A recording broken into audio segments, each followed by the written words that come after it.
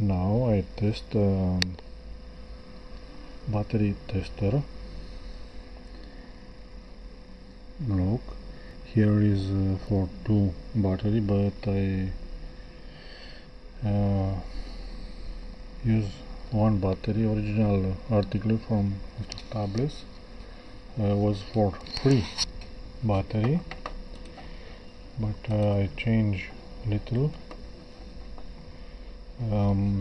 Capacity is calculated by is controlled by Arduino through MOSFET transistor, and here is a power resistor 4.7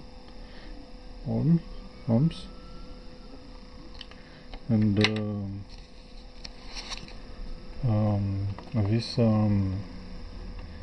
system measure look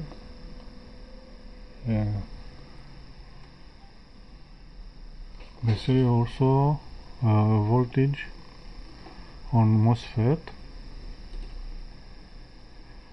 and on analog one measure voltage on battery.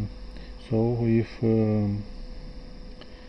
voltage on battery accumulator is below 0.9 volts, discharge is stop, and is display the volt capacity in from beginning to end.